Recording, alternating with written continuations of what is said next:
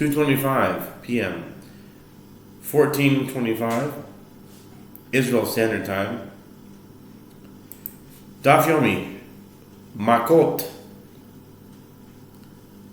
9b, top of the page, the words Eshet Navihu de Tedar, Dilav Navi de lo Tedar. The Gemara questions that response. Is it the wife of a prophet that is returned, and the wife of one who is not a prophet is not returned? Ella de Amar Rabbi Shmuel bar Nachmani de Amar Shmuel bar Nachmani Amar Rabbi Yonasan Achi Kamar Le V'ata Hashev Eshet Ha'ish B'kol Makom Udeke Amart Hagoy Gam Tzadik Taharog Halo Amar Li Achoti V'gomer Navi Hu Mimcha Lamad Achasnai Hu Sheba Le'ir Al iske yichila ushtiya shoalin oto klum shoalin oto ishtecho zo achot chazo. Rather, the explanation is as Rabbi Shmuel bar Nachmani says. As Rabbi Shmuel bar Nachmani says that Rabbi Yonatan says, this is what God is saying to Abimelech. And now, restore the man's wife.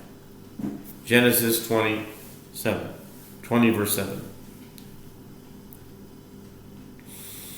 In any case, whether or not he is a prophet, and as for that which you said, will you even slay a righteous nation?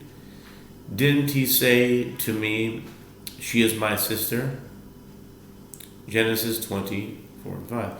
Claiming that you are a victim of circumstances beyond your control and exempt from punishment, that is not a valid claim. He is a prophet, and it is from you that he learned to conduct himself in that manner. With regard to a stranger, Achsanai, who comes to the city, one asks him about matters of eating and drinking, whether he is hungry or thirsty. Does one ask him, is that your wife? Is that your sister? Abraham understood from this line of questioning that you are a suspect with regard to abducting women. And that is the reason that he introduced Sarah as his sister. Therefore, you are liable to be executed for her abduction. מכאן שבן נוח נהרג שהיה לו ללמוד לא למד. Gemara comments from here is derived that a descendant of Noah, meaning a Gentile, is executed for a capital offense even if he says that it is permitted, as he should have learned that it is prohibited, and he did not learn. Okay. New Mishnah. The Mishnah says, Hasome eno goyle dever Rabbi Yehuda. Rabbi Meir omer goyle. Hasoine eno goyle. Rabbi Yossi omer hasoine neherag mipnei shehu kemuad. Rabbi Shimon omer yesh sone gole v'yesh sone she'eno gole. Ze הכלל. כל שהוא יכול לומר לדעת הרג אינו גולה, ושלא לדעת הרג הרי זה גולה. A blind person who unintentionally murdered is not exiled. This is a statement of Rabbi Yehuda. Rabbi Meir says he is exiled.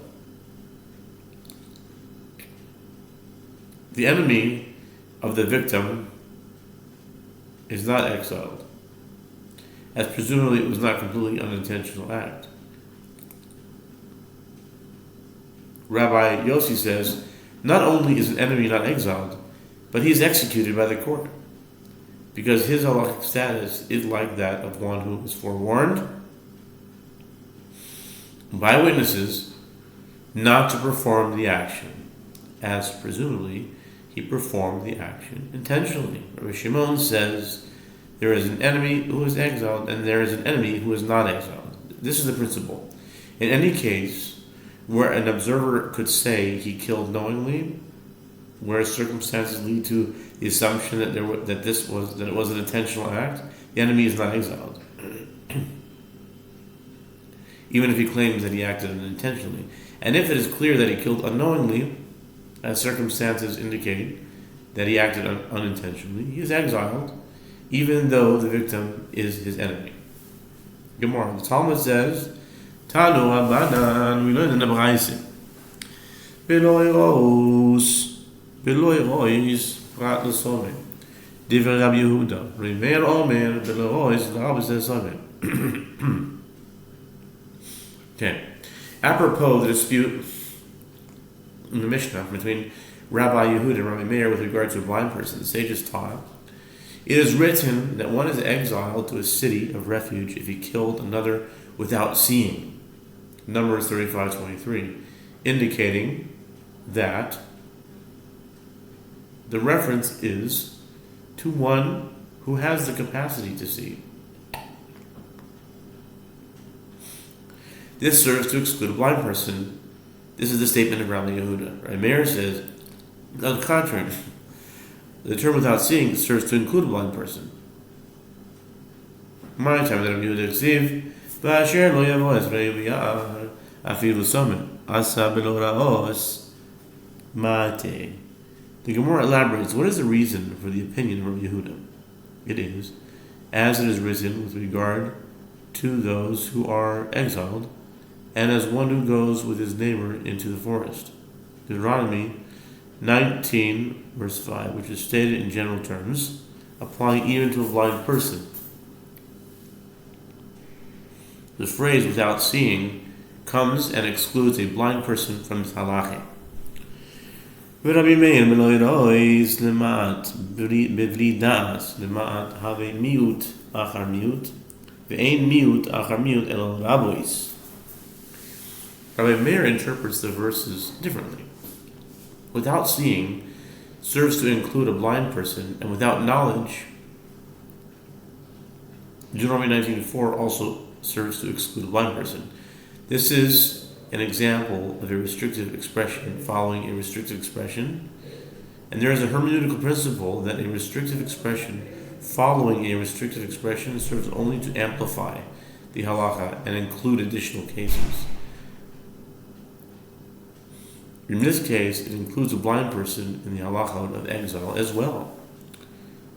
The Rabbi Yehuda b'vli das prat miskaven hudasa. And the Gemara asks, and how does Rabbi Yehuda respond to that derivation? The Gemara answers that Rabbi Yehuda says that the phrase without knowledge comes to exclude one with intent.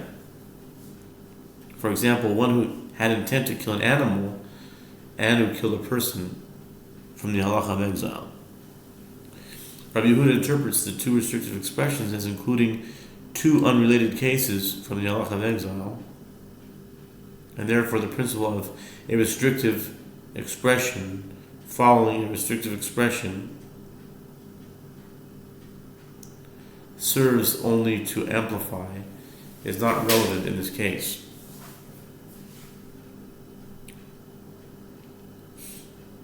Rav Yossi Omer Asani Neragukule lo atrobe masnisa Rabbi Yossi bar Yehuda Etanya Rabbi Yossi bar Yehuda Omer Chaver en tzarach asra lefi shelo nitna atraa ela lehavchin ben shogeg lemezid. The Mishnah teaches that Rabbi Yossi says an enemy is executed because his halachic status is like that of one who is forewarned. The Gemara asks, but why is an enemy executed? The witness did not actually forewarn him, and courts administer corporal punishment only to a defendant who was forewarned. The Gemara answers the Mishnah is in accordance with the opinion of Rabbi Yossi, son of Rabbi Yehuda, as it is taught in the Braita that Rabbi Yossi, son of Rabbi Yehuda, says, one who is devoted to the meticulous observance of mitzvot, a chaver, does not require forewarning for the court to administer corporal punishment to him, because fundamentally the obligation to issue forewarning was established only to distinguish between unwitting and intentional actions. The presumptive status of a chaver is that of one who knows the halacha.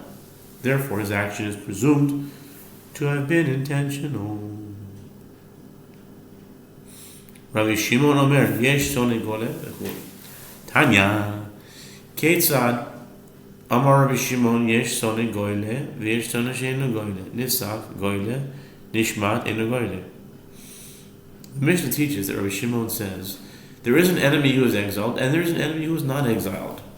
The Gemara adds that it is taught in a Braita, in what circumstances did Rabbi Shimon say that there is an enemy who was exiled and there is an enemy who was not exiled.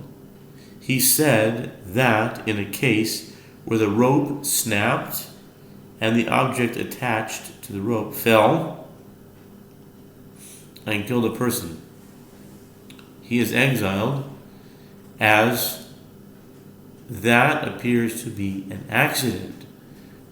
But if an object was displaced from his hands, he is not exiled, as presumably he loosened his grip until it fell.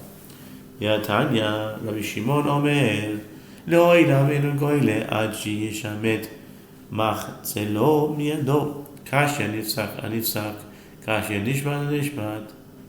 The Gemara asks, but isn't it taught in Braita that Rabbi Shimon says, one is never exiled unless his trowel with which he was working was displaced from his hand? As Rabbi Shimon stated, that halacha without distinguishing between friend and enemy. Therefore, the apparent contradiction between within a case where the rope snapped, according to the first Braita, and a case where the rope snapped, according to the second Braita, is difficult. And the apparent contradiction between a case where the object was displaced, according to the first Braita, and a case where the object was displaced, according to the second Braita, is difficult.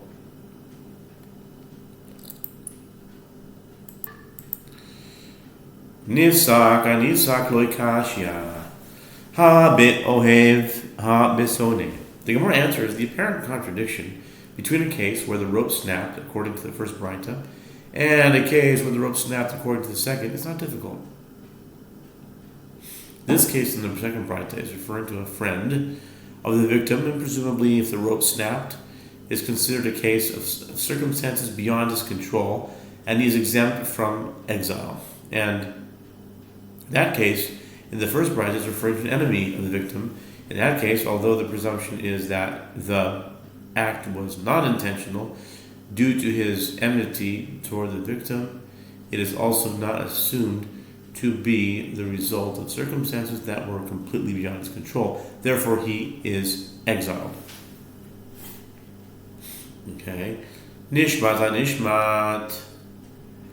Nishmat kol chai tivarech et shimcha. Wow. Okay, nishmat. Nishmat l'kashya. Harabi, harabanan. The apparent contradiction between a case where the object was displaced according to the first Braita and a case where the object was displaced according to the second Braita is not difficult. As in this case, in the first Braita is the opinion of Rabbi Yehuda Hanasi, who ruled in a Mishnah 7b that if the blade of one's axe was displaced from its handle and flew through the air and killed a person, he is exempt from exile in accordance with the opinion of Rabbi Shimon.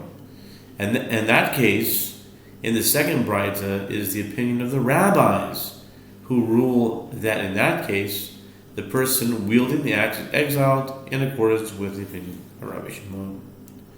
And that concludes the Talmud on that Mishnah. And now a new Mishnah. The Mishnah says, Lehechan goylin le'arei mikla le'shalosh שבעבר הירדן ושלו שבארץ כנען, שנאמר את 3 הערים תיתנו בעבר לירדן, את 3 הערים תיתנו בארץ כנען, בגומר, עד שלא נבחרו 3 שבארץ ישראל לא היו 3 שבעבר הירדן כל תוס, שנאמר 6 ערי מקלט תהיינה, עד שיהיו 6 קולטות כאחד. To where are the unintentional murderers exiled? To where are the unintentional... Okay, they're exiled to cities of refuge. To 3 cities that were in the east bank of the Jordan, and to 3 cities that were in the land of Canaan, Eretz Israel. As it is stated, 3 cities shall you give beyond the Jordan, and 3 cities shall you give in the land of Canaan. They shall be cities of refuge. Numbers 35:14. The Mishnah comments, until the 3 cities of refuge that were in Eretz Israel were selected, an unintentional murder would not be admitted to the 3 that were in the east bank of the Jordan, even though the latter 3 were already selected by Moses. See Deuteronomy 4:41. As it is stated, 6 cities of refuge shall there be. Numbers 35:13, from which it is derived that they do not become cities of refuge until all 6 of them admit unintentional murders as one. The Mishnah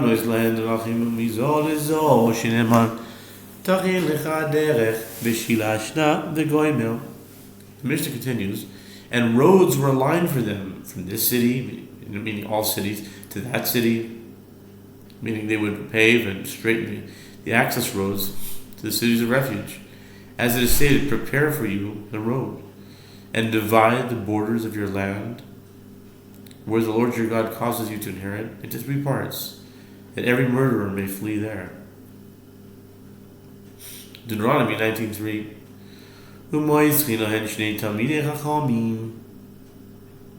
Shema yagenu b'derech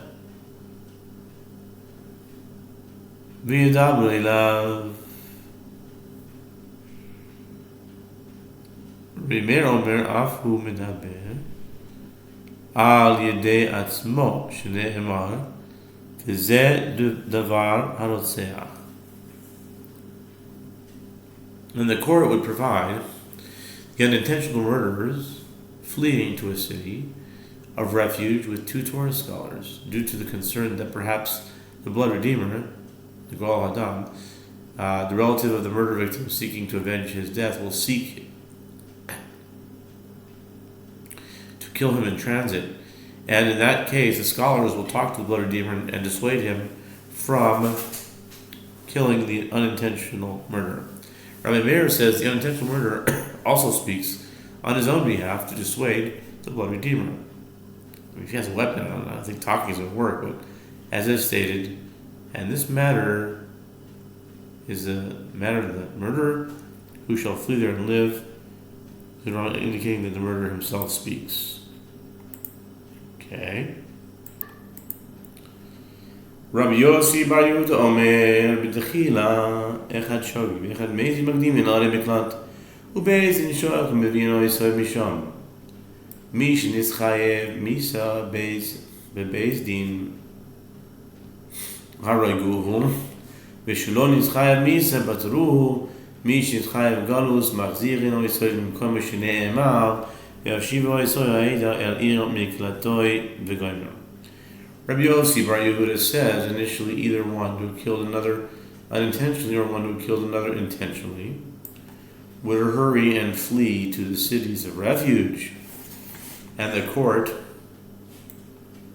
in his city would send for him and would bring him from there to stand trial. For one who was found liable to receive the death penalty in court for intentional murder, the court would execute him. And for one who was not found liable to receive the death penalty, for example, if they deemed that the death occurred due to circumstances beyond his control, they would free him. For one who was found liable to be exiled, the court would restore him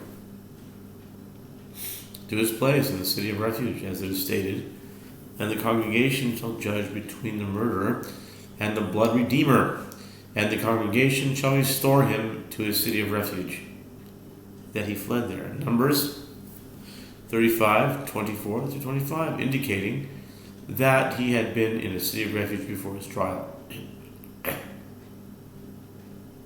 Okay, Gemara. That was the Mishnah, and now we're starting the Gemara. Tanu Rabbanon. The sages taught in the Braise. Shalosh Olam Yivdin Moshe. Be'eder HaYarden. וכנגדון יבדינו יהושע בארץ כנען ומכוונויס היו כמין 2 שורויס שבקרן חברוין מהר יהודה כנגד Betzer Bamidbar, Shechem Behar Ephraim Keneged Ramos Begilad, Kadesh Behar Naphtali Keneged Goylan Babashan, Veshilashta Shiyu Mishulashin Shehe Medarom Lechevron Kemechevron Leshchem Vechevron Leshchem Kemeshchem Kadesh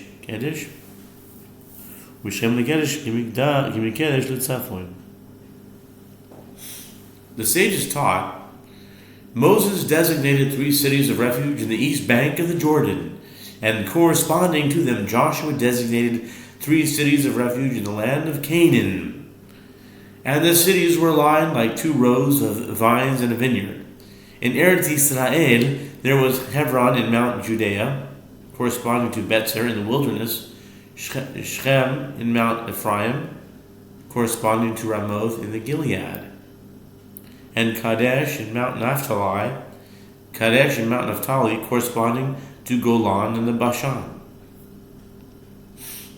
From the term, and you shall divide, Veshilashta, Deuteronomy 19:3, is derived that the 3 cities in Eretz Israel will serve as 3 lines of demarcation, dividing the length of the land into 4 equal parts, in a manner that the distance from the southern border of Eretz Israel to Hebron, the southernmost city of refuge, will be like the distance from Hebron to Shechem, and the distance from Hebron to Shechem will be like the distance from Shechem to Kadesh, and the distance from Shechem to Kadesh will be like the distance from Kadesh to the northern border. Ve'ever Yarden Telaz, ve'eretz Yisrael Telaz. Aman Abaye beGilad Shchichi Roitzchim. The Gemara questions the distribution of cities. Why were there 3 cities designated on the east bank of the Jordan where 2.5 tribes resided, and 3 cities designated in Eretz Yisrael, designated in Eretz Israel, where more than 9 tribes resided? Abaye said in Gilead, which is located on the east bank of the Jordan, murders are common.